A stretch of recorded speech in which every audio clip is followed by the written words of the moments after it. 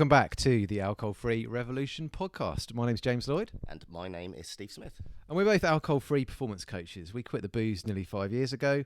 Life's been pretty sweet since, and we decided to start a podcast, right, Steve? Yeah, absolutely. And it's, we're in Manchester. Yeah, awesome. Yeah, come up to meet some fellow coaches that we trained with a couple of years ago, and we are up here for an in-person event. But if someone had told me 5 years ago that last night I'd have gone and eaten in an alcohol-free vegan Buddhist restaurant, then I probably would have knocked them out. But there we go. Interesting evening. It was a bit weird actually, because we were talking on the way up about one of the things that still is really stuck in my mind is whenever I'm in a hotel, my immediate thought is go and have a few beers, go to the mini bar, and that's actually still there. No cravings for anything, but it's those kind of habits that have been with you for decades that you don't do regularly, but it's like going to an airport, being on a plane. I don't know about you, Steve, but I always sort of think, oh, I'm going to have a beer, great, it's going to get pissed. Yeah, I think I popped something up on Instagram about it the other day. They're kind of those magical places where rules don't kind of apply, really, aren't they? So, yeah, for me, I used to work away from home a lot. I used to be in hotels a lot, and it would always be, like you say, you just kind of, hit the bar and have a few drinks and feel like it's that home away from home. But it's really odd being back at a hotel because I don't do it quite so much anymore. But it's been lovely to catch up with everyone yesterday, and not been to Manchester for a while. Yeah, it really was. It was fantastic, actually. It was quite strange being in a room with, so there's 5 of us, and none of us drink. All of us have been alcohol-free for many years, all alcohol-free performance coaches. And it was, just really sort of strange not being the only one in the room who doesn't drink. I don't know what you thought. Well, I think actually probably give a shout out, although it was, a shout out to all the vegans out there. I am not vegan, so the food was delicious, but I do think we ought to give a shout out to where we went because their alcohol-free collection was absolutely off the charts, and that was a place called Hinterland in Manchester, which was awesome. Cracking alcohol-free selection, but yeah, it was really, really odd because normally you're the odd one out, you're the one person in the room, but for 5 of us there last night it was lovely, and hearing everybody's stories and hearing everybody, really great. Enjoyed it for sure.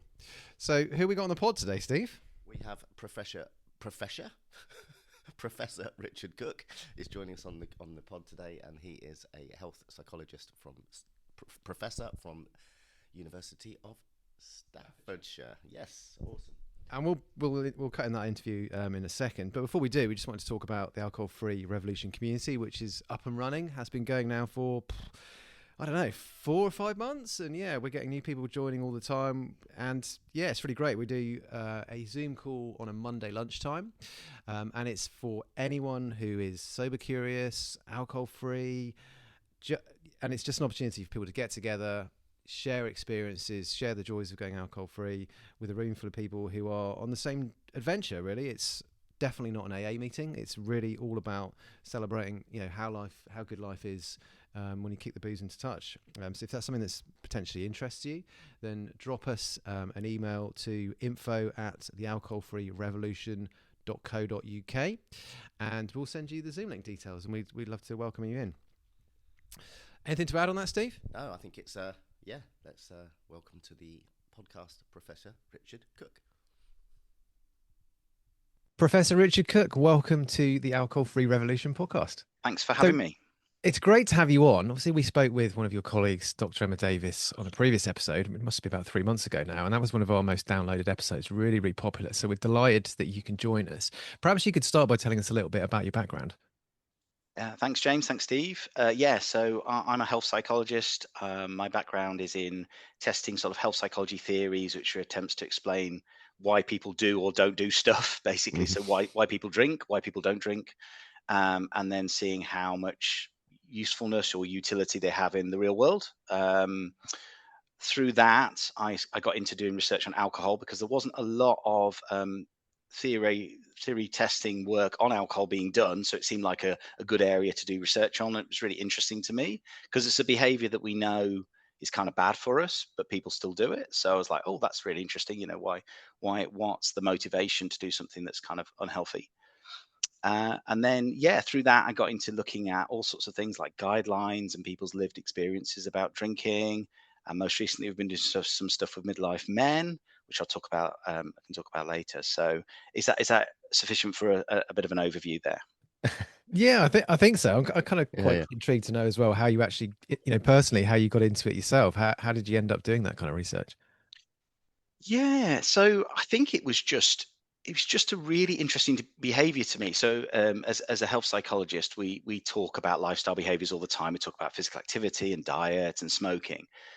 And I don't know what it was about alcohol, but I think it was probably just that.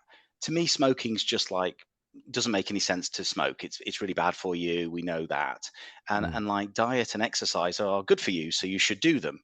And that I'm grossly oversimplifying things here because obviously life's complicated and people have got other things going on.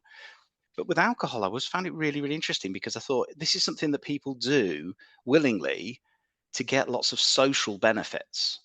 It's not about health. And yet, the Mm. way public health and what I've discovered over the years working in this space is that a lot of charities and public health are very, very well-meaning, well-intentioned in what their goals are, which is to reduce harm. And I'm all for that. That's absolutely spot on. But they seem to kind of almost look at it like half the story. They look at the harm side and they don't really focus on why people do drink for the social gains that they report and avoiding loneliness and those sorts of things. And so that to me makes it fascinating. As a psychologist, psychologists operate in an interesting space where we like to go where the action is, where things are, potentially controversial or there's a bit of debate and discussion. And I've never got bored doing research on alcohol because there's always something new that I haven't learned yet. So yes, that's probably why I've ended up doing what I'm doing. It's interesting there you mentioned smoking because this is something that we talk a lot about Mm, actually on this mm, pod, and we spoke to Dr. Emma about it as well. Is that people seem to have a very well-rounded understanding of mm, smoking from a mm, health perspective. mm, You mm, ask anyone on the street, does smoking cause cancer? And 99% people are going to know that. mm, But obviously, with alcohol, it's a little bit different in terms of mm. the awareness piece. Yeah. What's your view on that? So you have a lot of mixed messaging on alcohol.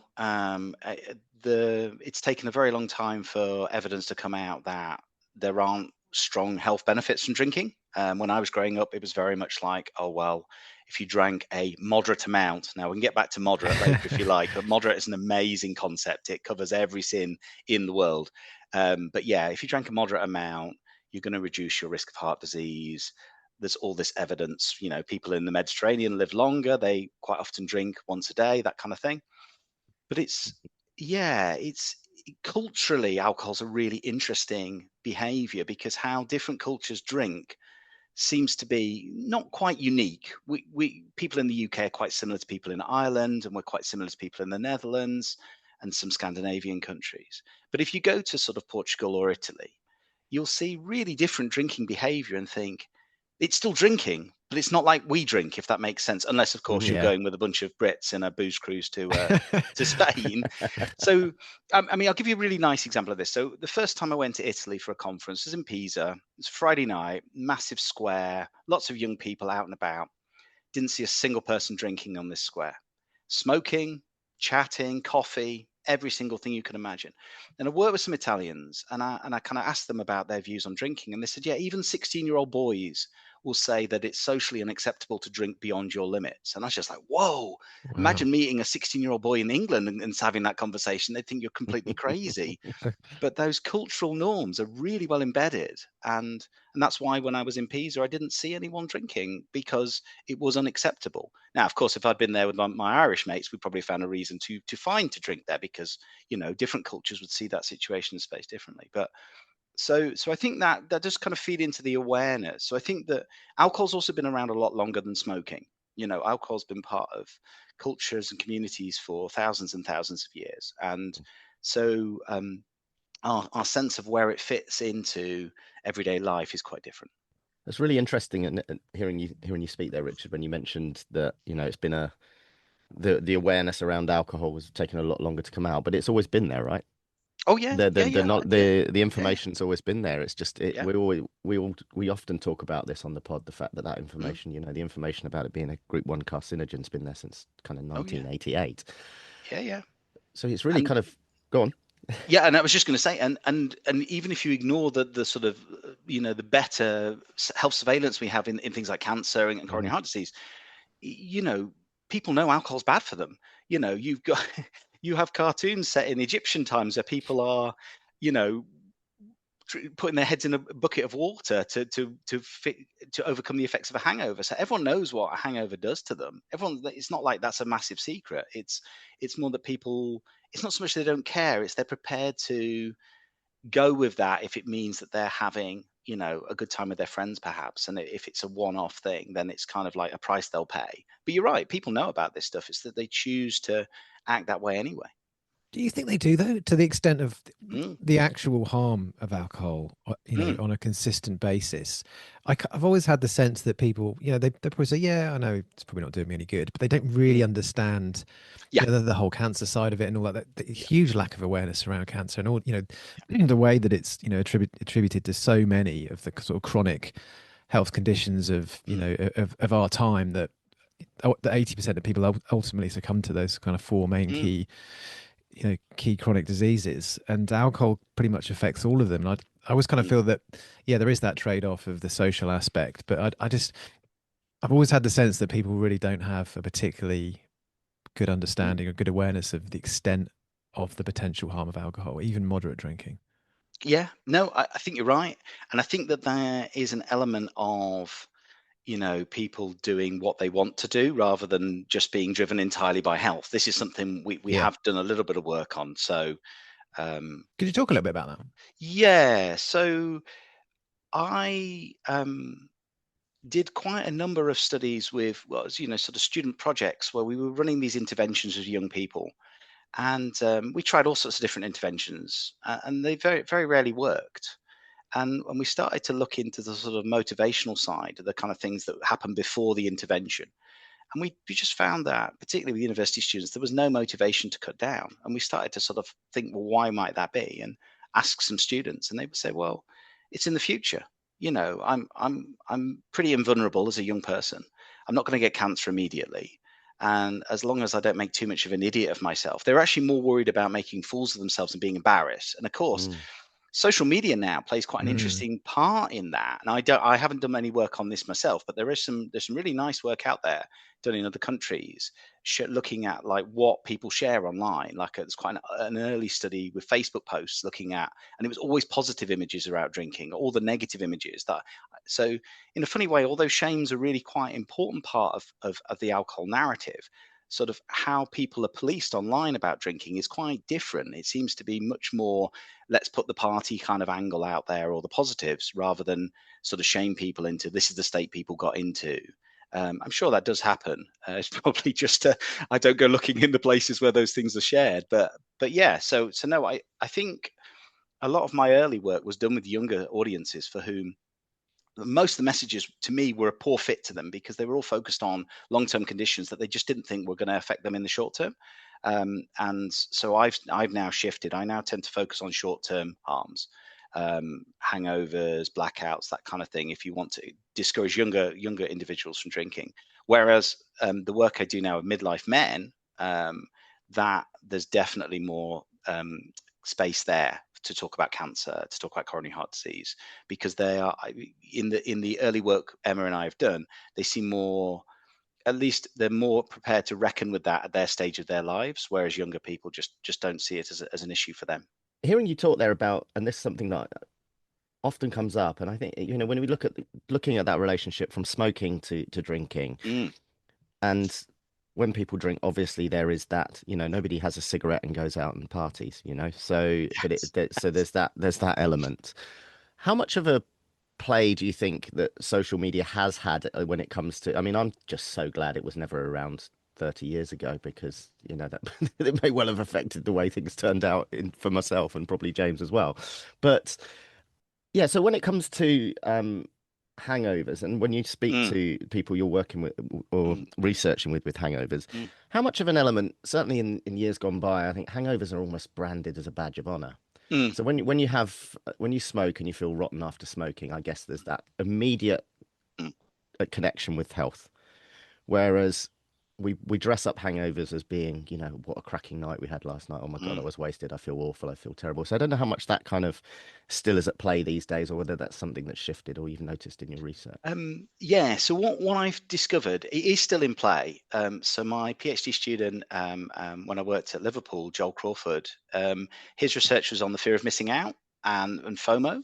And what we found, because there's this very broad narrative, I think Emma talked about it in her podcast, there's this very broad idea that young people just don't drink, which is just not true. It's just the numbers of young people not drinking is higher than it used to be. So it's a slightly different way of presenting the same kind of message. Because Joel found plenty of Liverpudlian students who were drinking quite heavily. Because if they weren't, they wouldn't have any fear of missing out. That's kind of where I'm going with this. Like if you are not drinking, your levels of fear of missing out tend to be quite low.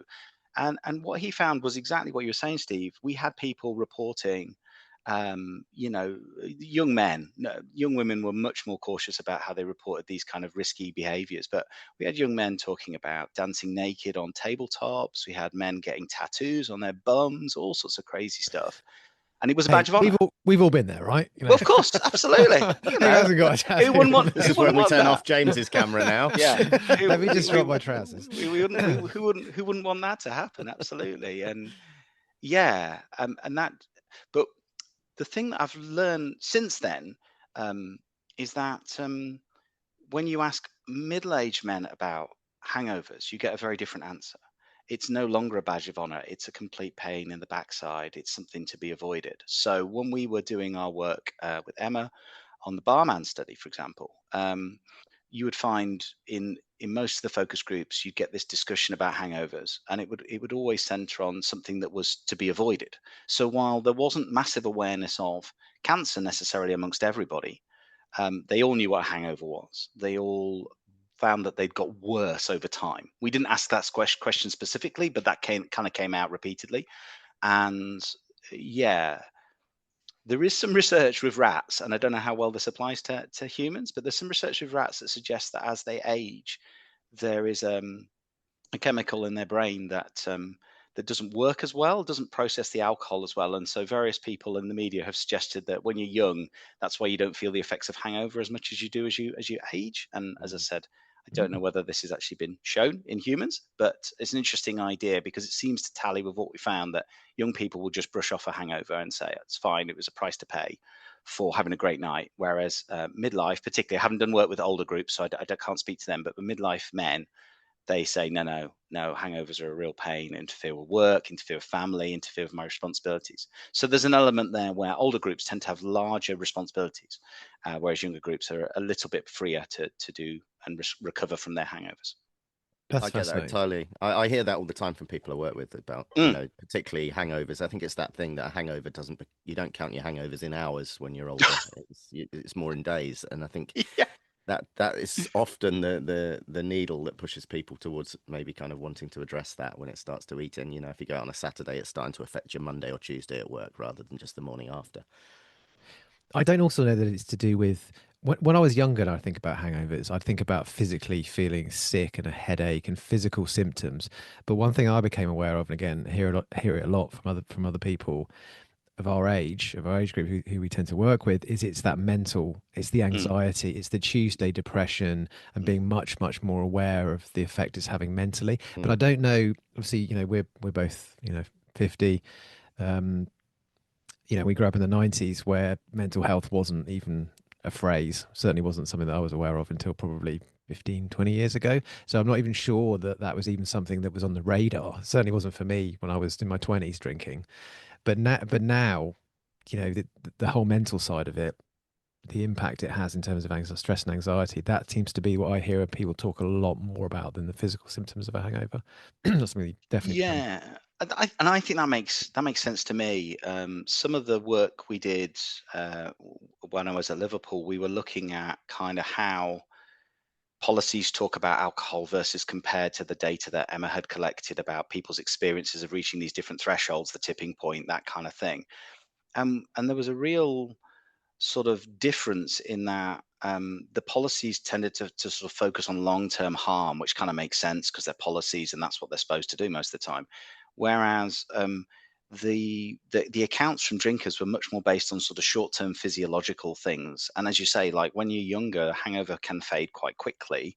Whereas as you age, it's not necessarily the hangover bit, it's the associated bits to do with feeling anxious or depressed or those other consequences, which seem to kind of prolong the agony, if you will.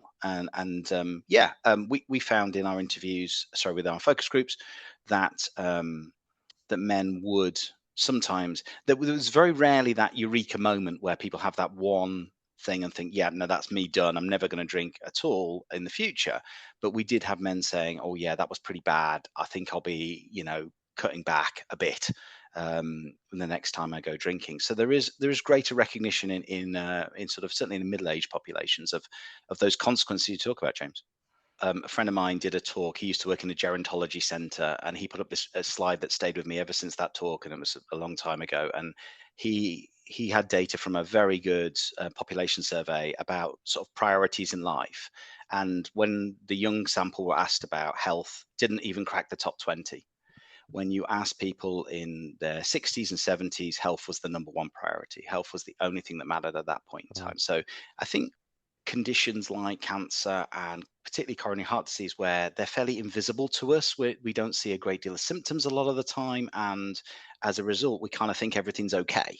And I think that's one of the tricks with alcohol, is that we're perhaps aware of, or we can perhaps avoid the hangovers as we age, because as we've already said, we want to avoid those, but we have to be very careful of these things that are hard for us to see.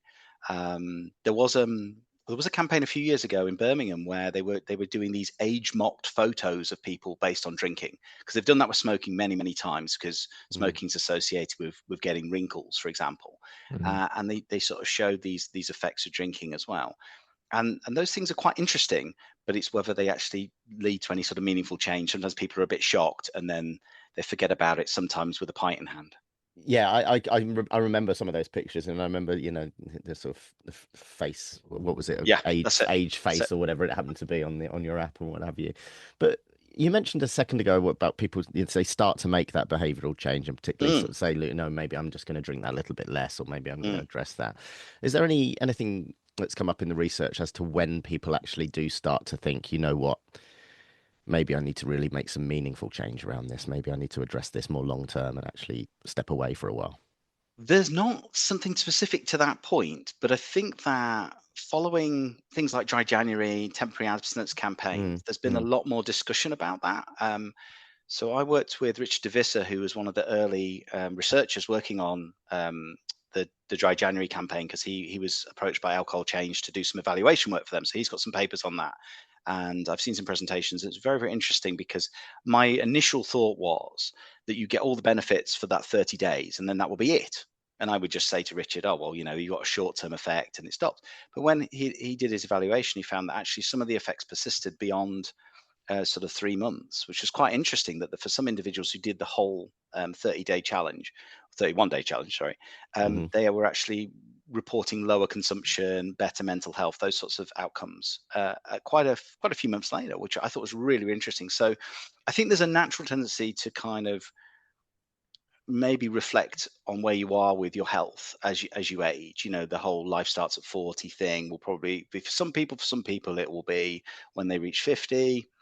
So I don't think there's a universal that will apply to everyone, but I do think when alcohol starts interfering with your life as a whole, and I don't mean to the extent of being an alcoholic or anything like that, I just mean, like you said, having a hangover that lasts 2 or 3 days, that I would think for most people would cause them to think, hang on a minute, perhaps I should just drink a bit less, not necessarily stop. But of course you do have individuals who would say, no, I will just stop, and that will be the end of it. So, it's quite individual, but is what I'm getting at, which makes it challenging to do research on, but interesting as well. So it's good for me. Yeah, something that that certainly that kind of prompted my decision, and I'm not sure how this sits with others as well. Is like I became a dad quite late in life. Well, I say late in life, not late in life, but quite old to become a dad. I was kind of approaching my mid-40s really by the time I became a dad, and I don't, that was a kind of turning point for me. But it didn't stop there. But I certainly became more aware of my behavior and how it was impacting my role as a dad, and how that kind of was the tipping point for me to really start addressing it and starting to change it. So I think the way stories, in the media, we like a good story. We like, this dramatic, I stopped everything, or I stopped smoking, or I stopped drinking, or I started eating every bit of fruit and veg I could find, and my life's turned around. That's a great story. Everyone loves that. So it's got a nice hook to it. But Matt Field, who I worked with briefly at Liverpool, who's at Sheffield now, he was really fascinated by this idea of people just giving up drinking without any real support. They just kind of like realize I've got a bit of a problem and just totally stopping. And I thought it was a really interesting idea, because in the health research, we tend to feel like we need a lot of support, we need a lot of intervention to bring about these massive changes. And what Matt was saying was that actually, for some people, that's not the case. Some people just sort of wake up one day and think, actually, not necessarily I'm done, but I'm going to cut back or I'm going to reduce. And drawing on the smoking literature, that's often seen as actually a really good sort of first step, is just to cut down the amount you're smoking. So I don't see any reason why that wouldn't apply to alcohol. You're reducing your tolerance and therefore probably lowering the rewards you're getting physiologically by drinking less. So if you were to cut back, and I think the other thing is that people like straight lines in science narratives. They love this idea that we reach a resolution without any deviations. So within some of the health psychology world, there's actually more belief about relapse, particularly around smoking, because people know that people try and quit, they find it hard, they go back, and then they might cut down. It might take them several goes to cut down. And I think with drinking, that narrative could well be in play for a lot of people as well, where they actually think, I can't just completely quit because it affects so many other things. And I think that's where alcohol is a bit different to smoking, because it can affect your social relationships with the people you go drinking with, and that's something we can talk a bit about if you like as well, because I think that's when people talk about behavior change, they often talk about, right, okay, well, what sustains the old behavior? What do you have to overcome? And we say smoking, it could be, addiction to nicotine, it could be routines and habits that you've been doing for many, many years. Now, with drinking, you might have all those habits and you might have a degree of addiction, dopamine release, that kind of thing. But you've also got those social relationships that might be weaved into your life with alcohol, which, you're not just necessarily changing yourself, you're also changing the group dynamics of people you want to spend time with. There's a lot there. There's a lot there we can talk about. I think one of the things I think with the smoking versus drinking, in terms of being able to sort of cut back on smoking, I don't know a whole great deal about smoking in terms of how it affects your neurology. But certainly from an alcohol point of view, when you're trying to cut back, you're competing with the impact it has on your prefrontal cortex, obviously, which is decision making, risk aversion, things like that. So, when you're waking up in the morning, and you've got a bit of a hangover, it's quite easy to sort of say, you know what, I'm not going to drink today, I'm going to cut back. But then by 5 o'clock, that started to, the cravings are starting to kick in, because, your brain's telling you, you're in withdrawal effectively. Yeah. So you're kind of craving more alcohol. And then when you have that, you think, well, I'll just have one.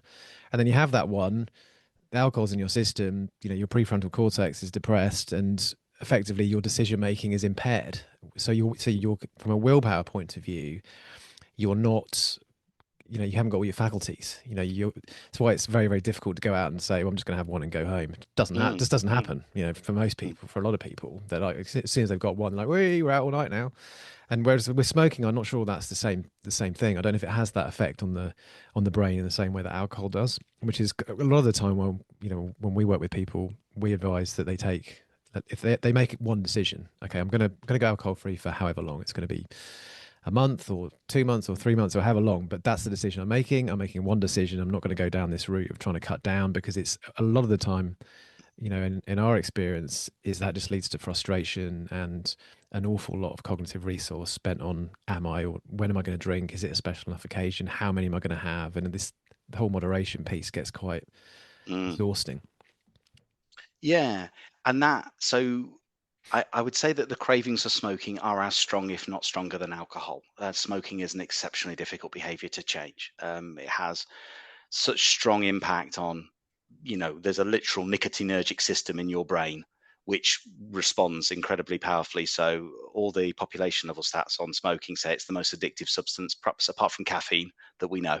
So alcohol's has a similar potential, but smoking's very, very hard to quit. But I like all the points you're raising about moderation. Moderation is a really interesting thing to me, because as a researcher, it should be what we should be perhaps not necessarily encouraging, but kind of understanding that's where people are. But people find it very, very hard to moderate for all the reasons that you're saying. They get the physiological benefits from the drinking. It reduces their withdrawal symptoms, but they also get these social benefits if they're drinking with their partner, or they're drinking in a group. And so I think for a lot of people, they find it difficult to conceive of why they'd want to drink less or even stop drinking, because they perhaps worried about how that's going to fit with the rest of their life. And that's something where I think is quite different from smoking. Whereas I think smoking is a bit more kind of individualized. Yeah. I see alcohol as a very Mm. group-based behavior. And Mm. colleague of mine gave up drinking, and she said the thing that most worried her the most was actually her really strong relationship with her neighbor, who they would bond over drinking. They'd share a bottle of wine. And she said her neighbor was absolutely fine with it, which was really good to hear. And they found other shared interests. So I think that's part of it. I think when we were talking to the men in the focus groups, when we were asking them, how would you drink less? They were kind of often suggesting that actually look at what you have in common as a group. Is it like, do you all like the same music? Do you like sport? Do you like being outside? That kind of thing. And focus on those similarities when it comes to, perhaps not making alcohol the sole purpose of your catching up. It might be there for some people, but not for everyone. And I thought that was quite an interesting way of doing it. And whether that works or not, it still need to be seen. But that would be an interesting thing to do some more research on. It's really interesting, certainly from conversations that we have. People, it's what we call a limiting belief, where people think they can't socialize without alcohol, and it has to be the center of the social event. And any choice you make in life is a trade-off.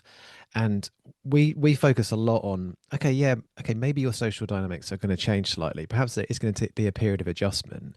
And maybe staying out in the pub for 4 or 5 hours, it's not something you're going to want to do anymore if you go alcohol free. And that's going to be something that's going to change. But then you look to the other side and you sort of think, okay, what am I gaining? And you go through this, an almost endless list of benefits, not just health, but financial and connection and, all of these things, sleep, huge life-changing things that you gain when you remove alcohol, and you're trading that for, but I can't have a glass of wine with my neighbor. Do you understand what I mean? It's kind of, we put the whole focus on this social side as being, well, I couldn't possibly not do that. But we're not looking at all of these benefits that are coming on the other side. Absolutely. And that's something where I'd love to see a change in the policy space, because the way policy is communicated is all about avoiding long-term health harms, which is sensible, don't get me wrong.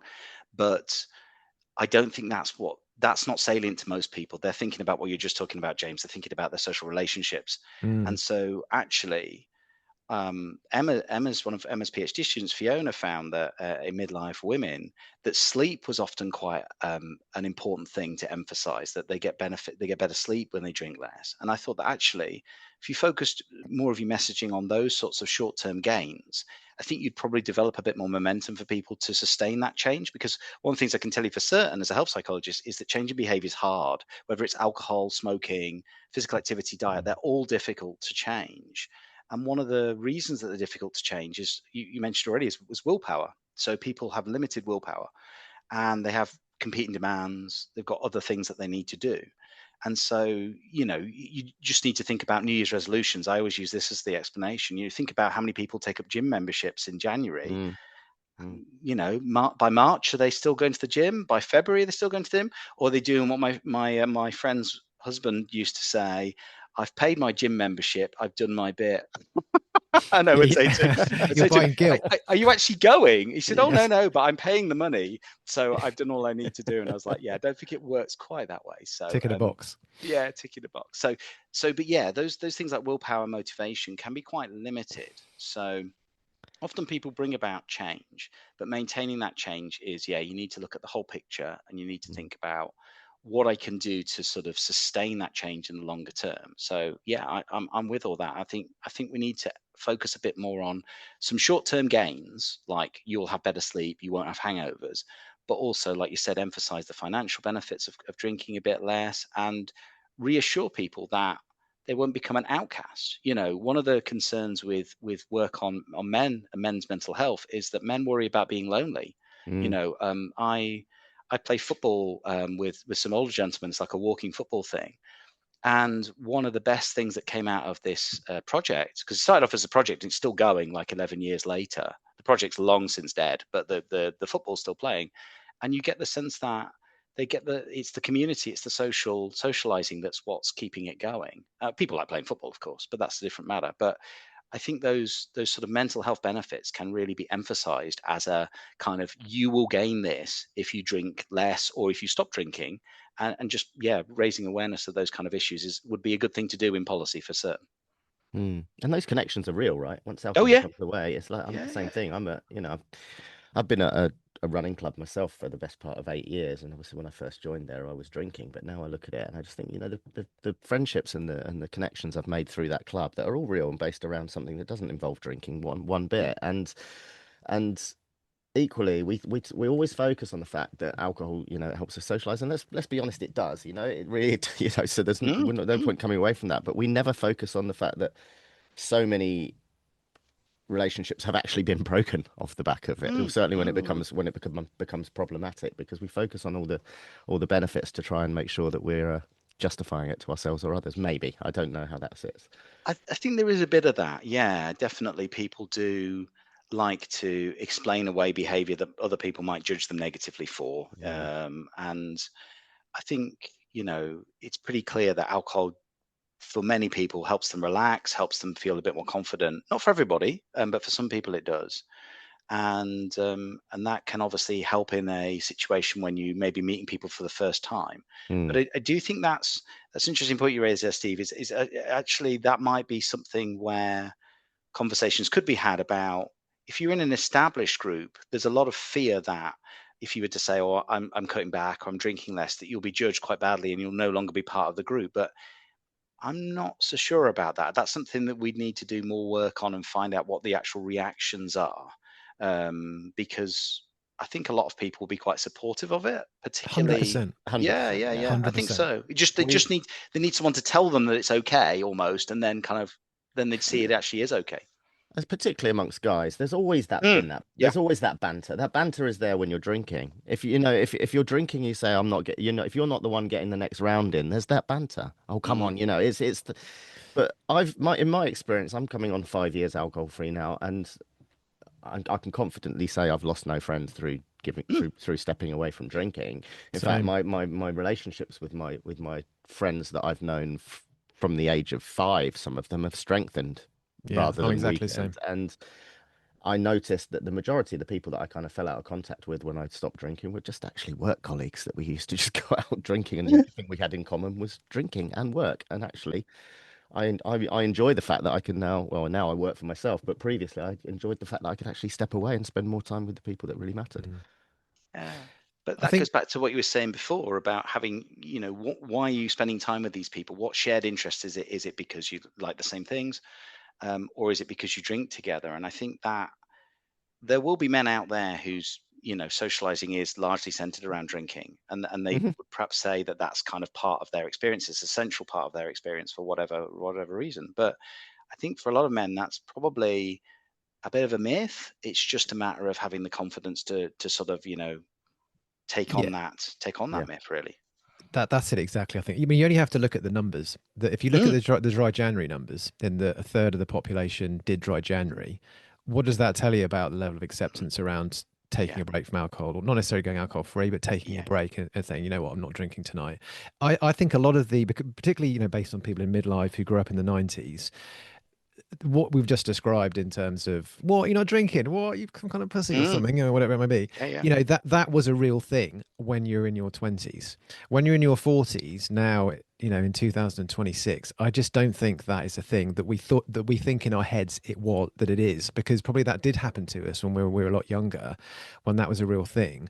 But I just don't think that happens. I just don't think that happens anywhere near as much as we think it's going to happen. It's by far the biggest blocker, I think, for people taking a break from alcohol. It's very real in our heads, but in reality, even if it does happen, it's 30 seconds, and you're like, all right. And what tends to happen, certainly what I hear, is that most people go, oh, right, good, good on you, or oh, I'm thinking about doing that. I've spoken about it a few times on the past on this pod. I was went on a stag do in Munich for Oktoberfest last year, and I was the best man, and I was the only one who didn't drink. And by the end of the long weekend, about 5 or 6 other people were like Mm.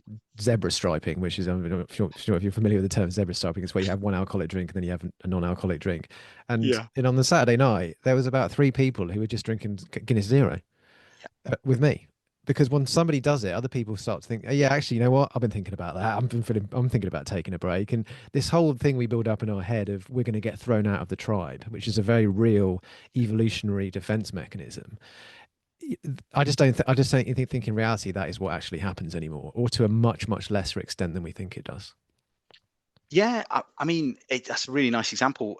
There is an idea in social psychology about minority influence, that if you're a minority, you can't change the majority through sort of willpower or strength or numbers. So you just have to be very, very firm about where you are, and that can actually influence other people. So I saw that on my friend's one of his birthday do's, where we went out with a chap who was Muslim, who didn't drink for religious reasons.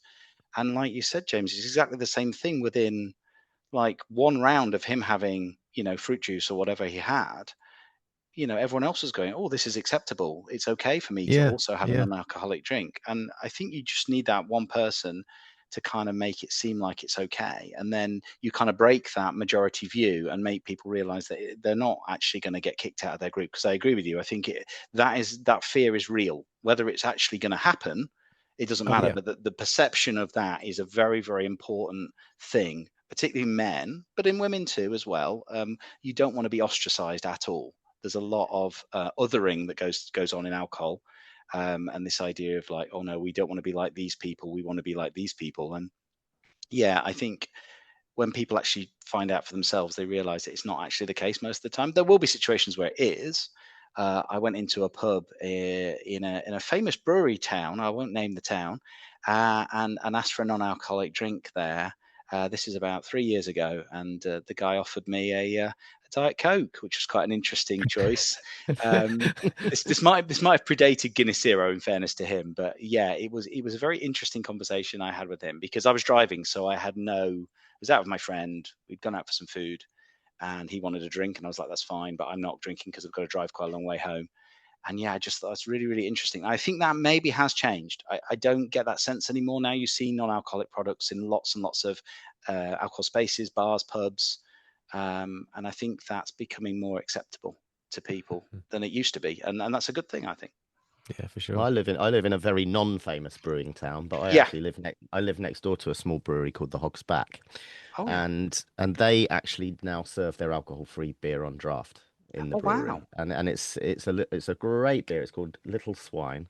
All their beers are named after pigs, Yes. and yeah, it's an absolutely cracking beer, and they sell it by the bucket load, the absolute bucket load. So yeah, Yeah. it has Is that on changed draft at the brewery? at the brewery. Oh, mate, I'm coming to come Wow. down. When we come next Wow. time, You I are, come yeah. down, Let's and do we're it. going to Let's go do in it. there for a pint. You know what? I've had an idea. Maybe we'll do a pod from there. But Oh, that's a great idea. Yeah. Anyway, moving on. But that was interesting, because I've not heard. You may be the first person to tell me about of it being on tap. Oh, it's huge in But London. There's a lot of yeah, places in London that are doing it now. interesting. Yeah, and also Yeah, Young's yeah. pubs most Young's pubs have a Strella Zero on draft now. I know that they Right. do in my Okay. local town Lucky as well. Saints in over 1,000 pubs now on draft. Yeah, Interesting. yeah, Yeah. and that's a game changer. Yeah. So, the first time I really had conversations with people beyond Guinness was around ales, actually. So, I think it was Ghost Ship Yep. was Oh the yeah, first one I yeah, heard Ghost Ship's pretty about, good. which I've had that. It seems okay, that one. And then there's a lot of debate about different products. People I've talked to who drink wine have not found a good wine yet. But I've had non-alcoholic prosecco, which is amazing. Mm. They So, yeah. they are out there. We did a pod with the CEO of Xeno Wines, which are Oh yeah, yeah. really good, and he sent me a crate of Xeno wine, which I drank all through Christmas, right, Steve? And You did, and never gave me a bottle of it. didn't give me any. But that's really, if you're looking for a wine, that honestly, we're not affiliated with them or anything, but No, other wines that's are really, available. That kind of thing. that's Yeah. really good actually, Xeno, really nice. But they are gradually improving. Be interested to know that behavioural change around men, particularly, and there's that behaviour of having a pint in the pub, isn't there? You know, Yes. and I think once I've often, the alcohol free availability has grown so much, and now you obviously can get the bigger bottles, which then look like a pint when they're poured in. And Guinness Zero comes in a pint can, and if you're lucky enough to get it in draft, so there's that element. I'm not sure how much that would feature, but that element that you don't, what you might perceive, even though it's not the case, you don't necessarily feel like you're sticking out like a sore thumb because you're drinking a 330 ml bottle of Heineken Zero. Do you know what I mean? So there's that sense of belonging with that pint in your hand. I'm sure is a big consideration. I think it matters in certain settings, definitely. So the guys I did the walking football with, you could buy Guinness Zero in the can from that bar, and but of course the guy will just give you a normal Guinness glass. So you get a Guinness branded glass. Yeah. It looks exactly the same because it is very similar. I mean, I couldn't tell them apart if I'm totally honest. So so I think that is definitely part of an improving situation for people who are worried about that. I'm quite sort of stubborn as a person, so I've never been too worried about how people perceive you. But I can understand that will be a worry for lots of people, and I think that's quite nice. As I said, we went out one time where a guy did have a bottle of Zero Peroni, and yeah, it just looks very, very similar to a normal bottle of Peroni. So you know, it's such an interesting take on it, because I remember I was a colleague of mine actually, who was my superior in my former job. He said to me once when we were over in Ireland drinking Guinness Zero, actually, that in a pub where it had it on draft. He said, "Yeah, it's really nice. It tastes great, but it says zero on the glass." And I was a bit like, and he was a very, confident guy, very successful. And I was a bit like, is that an issue for you that it says zero on the glass? And he's like, I don't. And I found that fascinating. It doesn't bother him now. He actually has been over a year alcohol free now, and he's like, never drinking again. But but this is like a year and a half ago before we got to that point. But I find that quite fascinating, the fact that it's still almost like shameful. I wonder whether it's more, and maybe not so much a point of how you're going to be perceived. And maybe when I said that, that's not quite what I mean. I think it's maybe a point that actually when you can blend in, maybe you've got less concern about someone asking you a question. Yeah, maybe. Absolutely. Yeah. They really are pushing Guinness Zero at sporting events, though. I think that's quite an interesting thing. So I went to the cricket last year and was really pleasantly surprised to see you could buy Guinness Zero at the cricket, which is something that cricket is is associated with a lot of heavy drinking, certainly in the UK. And the rugby now seems to be tied in with Guinness Zero as well. So there's an interesting shift going on. You see the sort of parallels with the sort of vaping and cigarettes with the cigarette companies, and I'm wondering if the alcohol companies are sort of cottoning on to the idea that they don't want to, miss out on a potential new audience. They want people to still spend money on their products. So if they offer them a non-alcoholic or a low alcohol product, they're keeping their profits going, which is an interesting view. There's some discussion about that, and there's also an interesting debate about whether seeing non-alcoholic branded products, which are very similar often to the alcohol branded products, whether that makes people more likely to drink alcohol. And I don't think we've got lots of evidence on that yet. So it'd be interesting to know whether people see those differences. Because to your point, James, is like, to me, I think for a lot of people, they probably wouldn't even notice the zero on the glass. They'd probably just go, that looks like Guinness. That person's drinking Guinness, whatever. Yeah, but some people would. Marketing. Some people. That's it. Yeah. That's right. It's quite an interesting idea. Yeah. We're always a little bit conflicted with this, because in one way, the alcohol, the kind of the rise in popularity of alcohol-free drinks is to a large extent being driven by the marketing budgets of big alcohol. So you're right, it is the Guinness Zeros and the Heinekens and Peroni that are driving awareness in people, because they are the best selling, the best selling alcohol-free. Guinness is the best selling alcohol-free alternative. But then it kind of feels like, but you're the ones peddling the alcohol in the first place. So, I kind of feel a little bit, Lucky Saint could be, could have the best product in the world, but they're not going to outsell Heineken and Guinness because they don't have the marketing budgets. There isn't the awareness, but that's like a proper.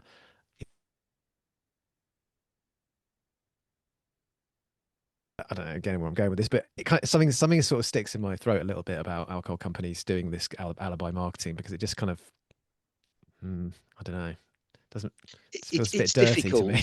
It is difficult. It is difficult, but I think one thing I've learned working in this space is that it's very hard to have too extreme a view on things a lot of the time, because as soon as you adopt a really extreme view on things, then you'll meet somebody who might not necessarily change your view entirely, but you'll go, oh, right, I hadn't thought about it from that point of view. I once met a guy from the alcohol industry at a conference, and I was absolutely stunned. This was this was over 10 years ago. It was a European conference, and I was really amazed that this guy had the cheek to come to an academic conference and, almost like, put his views across. The European audiences are a bit more relaxed. In the UK, we're a bit puritanical about these things. But it was really interesting to talk to him, because he was basically saying, from his point of view, that because he's from Sweden, and he was saying that that in Sweden they have a monopoly on alcohol, so the local government basically regulates everything. And he went through every intervention that they tried, and none of them had really reduced people's appetite or demand for alcohol, which is quite interesting. And I think that's something you have to sort of balance out people's desires with what is perhaps good for their health, and get a good balance. Because I can promise you this: just telling people off is really not an effective way to change their behavior. Just don't do it. Yeah. And some public health people I meet, they seem to think that's the only way to communicate with people. And I just go, well, you can try that, but people just tune out. So, good luck with it. People know. It's smart enough. We don't need to say it, Just changing gears very slightly, what do you think about the current level of sort of public health advice around alcohol? Sort of the whole drink responsibly and the drink aware campaign, all that kind of thing. Do you think what's your take on it? Do you think it's adequate, or? No, not at all. No, I mean, no. There's, I've just said don't be extreme, but I am extreme on that one. You haven't had an alcohol policy here for over 10 years. The policy that was in place before wasn't terrible. It was lumbered with an atrocious name. It's called the government's alcohol policy, which is an atrocious name for any policy. It's creative. Yeah, but it contains some really interesting things. It had this idea about minimum unit pricing in England, which obviously we don't have. But it also had this crazy idea about cutting back on multi-buys, which has stayed with me ever since I read the consultation all those years ago. And I just remember thinking, how on earth would you plan to implement that? I just remember thinking it was a bit like the Scottish alcohol policy. They proposed within their minimum unit pricing that this idea of a sort of alcohol-only till. And I thought, well, that's really interesting. But you'll just encourage people to drink quicker that way, because they don't have to queue. They could go to a specific till. And they were proposing that as a way to cut down drinking, because they thought people would be too shamed to go to the actual alcohol-only till. I thought, you don't know people very well. No. Strangely, that one didn't make it to the policy stage. So, no, I don't think it's adequate. I think telling people to drink responsibly we're back into what's moderate drinking. It's vague nonsense that is entirely subjective. It's like drive responsibly. I came across a sign that said drive slowly, and I thought that's much better advice than drive carefully. Because what's careful mean? What do you use? So as a psychologist, I'm really interested in how people interpret words. And drink responsibly is still telling you to drink, so that's not great from an alcohol harm reduction point of view. And it doesn't really give you very sound advice. Conversely, the sort of 14 units thing isn't necessarily much better, because people have real problems with what a unit is. I'm very generally pretty good at maths, and even I find working out units quite tricky, and they don't really have they're not easy to interpret. And then you sort of throw into the mix that people are being asked to calculate units having imbibed a substance known to affect their memory. And you're just like, well, but I did talk to some people from Cancer Research UK about this, and said, well, because they were saying to me, well, what would you replace it with, Richard? And that is a really good question. That's a great question. I don't know the answer to that. I can't promise you can't get your exclusive for your podcast. Richard has the answer to this. I'm sorry. But yeah, other countries don't use units. Other countries focus on things like glass size and standard drinks. But one of the things that's really been nagging at me for the last few years is that actually most people drink at home. And I don't know if you guys pour yourself a standard drink at home every single time, or a standard non-alcoholic drink. People vary. Exactly. So there's not much research on that, because that's harder to do, because it feels invasive going into people's houses and asking people to record stuff and tell you. There's a little bit of work on it. But so I think there needs to be a lot more developed messaging. And also there needs to be something that hasn't really happened, is talk to people like yourselves, talk to people who are at different stages of their alcohol journey, if you want to call it that, and get some input from them. Adventure's good. Get some input from them about what they want, because what we're finding is that a lot of men who want to cut down is that they're not quite sure how to go about doing it, because they're generally told, oh well, it's kind of between Alcohol Anonymous, which is quite a big step for a lot of people, or it's go and talk to your GP. And when we've done work on GPs, they don't want to talk to their patients about drinking. No, of They course. don't. No. They find that a very awkward conversation. So Yeah. I think we need to develop materials that could be more readily accessible, because obviously Yeah. getting a GP appointment can be quite challenging. So yeah. Well, that's it exactly. Really, it's that's exactly what Steve and I do. Really, is we work with people who are kind of middle lane drinkers, not people who have a severe dependence, Mm. alcohol dependency, and it's this whole idea of like, you have to be an alcoholic to take a break or to stop drinking, and that's just absolute nonsense. It's and so that's really what that's our main message is. If well, Steve says, if it's a problem for you, it's a problem. It doesn't, you don't have to be comparing yourself to other people, because everybody knows somebody who drinks more than them, and it's very easy. All right, because I don't drink as much as Colin over there. It's and not helpful. that feeds into that thing I was saying a bit about othering, is that people have got this very good ability to distance themselves from like threatening information. So if I know Fred, who drinks more than me, then I don't have to reflect on my own drinking, because until Fred cuts down, I don't need to cut down because Fred drinks more than me. So that logic kind of holds. Yeah. And that's problematic from a messaging point of view, because your messages are put in these very abstract standard, drink less than 14 units. Well, people don't know what 14 units is, and people aren't using that kind of metaphor to think about or monitor their drinking. They're thinking about how their drinking compares to Fred, and that's it. So that's where I think we need to develop our ideas a lot more, not just in research, but also in policy and government, because that is a more realistic way of how people make sense of their alcohol adventure, rather than what we think from theory or what we think from policy ideas. Yeah, if you're supposed to drink responsibly and Fred's drinking irresponsibly, then you automatically think that you're the one that's responsible, right?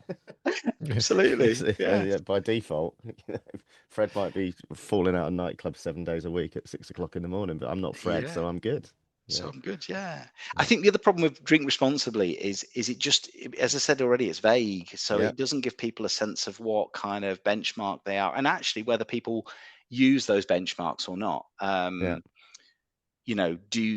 When people go on a night out, do they count how many drinks they have? Is it kind of like, oh well, I'll share a bottle with my friend, or is it like, I'll have 2 pints and that's my lot? How does it fit within the things they're doing? If they're going to watch the football, do they drink more? If they're doing a pub quiz, do they drink less because they need to concentrate on the pub quiz? Those sorts of conversations and questions need people to do a bit more research, sort of like getting away from doing work that's done perhaps surveys online, and perhaps do a bit more sort of work in situ, and sort of not like stalking people or anything like that, but just sort of getting their input on how they are within those situations, and building a better picture out of it, I think. Absolutely. I think if you've got two policies, one called drink aware and one called gamble aware, it doesn't make you feel that they've really been up all night thinking it through, do you? No. Not a lot of work's gone into it. Not a lot of work's gone into it, no. And aware is a very interesting word as well, because aware, like in health psychology terms, awareness is like the first step to behavior change. But it's we talk about things as being either necessary or sufficient. So you might say it's necessary to be aware of your alcohol use, but it's rarely enough just to have that awareness to bring about behavior change. Sometimes it is. For some people, that's all they need. But for a lot of people, they need to develop their plans and their strategies about how they're going to change. So awareness is rarely the end of the conversation. It's usually a starter, no more than that. For sure. Just before we start to bring the conversation to a conclusion, I'd love to ask you, Richard, if you don't mind sharing, what's your personal view on alcohol? What's your take on it in terms of your own life? In terms of my own life, I am a drinker. I'd probably be considered quite a light drinker, because I probably drink no more than sort of once or twice a week.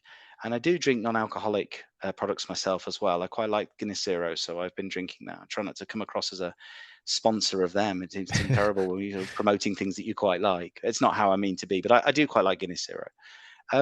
I tend to drink with other people. I don't tend to drink on my own unless I'm watching something like a game of football on TV. But I happily go many, many days without drinking at all. And I don't really feel the need to do it myself, but I understand that that's different. Everyone has their own take on that sort of thing. So yeah, I'm not a heavy drinker. I never really have been. So yeah, there's not much change required. And the interesting thing from my point of view is that I have some friends, academics, who are quite heavy drinkers, and we talk about absolutely everything except my research. That's kind of partly why I was asking. Really, it's the same question Mm, that we asked Emma as well. Is yeah, if you're obviously deeply entrenched in this space and it's yes. something that you're dealing with day in day out professionally, you're very close to the data. I kind of wonder how that sort of shapes your own, your own decision making. And it's I think Mm. obviously you've answered the question there. Is it sounds like you're somebody who can just take it or leave it. Yeah, and I think that's it from my point of view. There are always things to learn. Like I primarily focus on doing work on alcohol, but it's not the only thing I'm interested in. And I'm interested in how it feeds into different things, different health systems, different, social groups and all those sorts of things. So you can always kind of almost, a bit like we perhaps might encourage people to do, not focus on the alcohol as the main story. The alcohol can just be kind of like the start point where we narrow our focus into this particular space, this context, this group of people. But there's always lots of interesting things going on beyond the alcohol. And I think that's where I feel it's a shame that some people will just sort of run a million miles away from it and go, I don't want to know about this because I'm worried that you'll, be judgmental. I never judgmental about people's drinking. It doesn't seem to me that it achieves anything positive at all. So I'm always there to listen to what people have to say. I did my keynote a few years ago at Staffordshire, and afterwards, a lady came up to me and said, "I don't agree with anything you said." And I was like, "Oh, Bit rude. geez, dear, God, was it that bad? Terrible." And she carried on and told me that I'd spent almost an hour talking about cutting down on drinking, which was really interesting because I didn't think I had spent almost an hour talking about cutting down on drinking. I talked about predicting drinking, I talked about guidelines, and I talked a bit about, the sort of health issues with it. But she was adamant that what I said wasn't going to change her behavior. And as a psychologist, that sort of pricks up your ears because you're sort of thinking, you're being very defensive here about something that I didn't, that wasn't my intention to come across in that way because I never approach it from that sort of point of view. But yeah, the thing with alcohol, it provokes quite a strong response from people, and they're almost like feel like you're interfering in their life, their liberty, their choices, and that sort of thing. And I never look at it that way. I always say, well, I'd like to understand your perspective, and I'd like you to be as healthy as you can be. And sometimes that's about drinking a bit less because actually you might be doing yourself quite a lot of damage internally that you're just not aware of. You may not be having a hangover because I've had conversations with people before, and they say things like, "Oh well, I can cope or I can manage or it doesn't affect my life." And I said, "Yeah, well, have a conversation with your liver. Your liver's still dealing with all those toxins, even if you don't feel like your job Mm. performance is being affected or your relationships are being affected." So behaviors are fascinating things to me because they affect us in terms of our thoughts about them, but they're also often affecting us without us being aware of their impact on our bodies. And that's probably why I do work on alcohol, because I think it's such an interesting behavior. It's a sort of socially acceptable but unhealthy behavior. It's a And great place, I think, for us to. most other unhealthy behaviors aren't socially acceptable nowadays, I would say. Mm. That's the great place, I think, for us to finish. Richard, thank you so much for being so You're welcome. generous with your time. It's been Yeah, really thank you. insightful to speak to you. Really appreciate you coming on. No, that's grand. No, I enjoyed it. It was really, really If nice. if in regards to your research, if anybody would like to see any of your research, is there anywhere where people can go where it's published? Yes, quite a lot of my work is available on Google Scholar. So you can just search for me, Richard Cooke, Mhm. Google Scholar. The University of Staffordshire has an online repository of papers, so there's some work there. My article on the fear of missing out with Joel Crawford is on the conversation, so you can search for that there. Obviously, I'll be on your podcast, which is great, and that's good. And yeah, so there's a few different places. I'm trying to get out there a bit more because academics tend to sort of just publish papers, and I realise that we need to do a bit better than that. But yeah, so more stuff will be coming out. But look in those places, and you'll find work I've done. Most of it is open access as well, so you can just download it and read it without having to pay any fees or anything like that. Awesome. Well, we'll stick Excellent. all of that in the show notes as well, so people can find that for you. Thank you, much Public appreciated. service. Yeah, no, Public it's service good. broadcasting. It's all good. It's all good. Thank you Brilliant. so much. We'll speak to you again soon, Richard. Thank you very much. Thanks, guys. Thank Bye-bye you. now. Take care. Cheers, bye. Bye.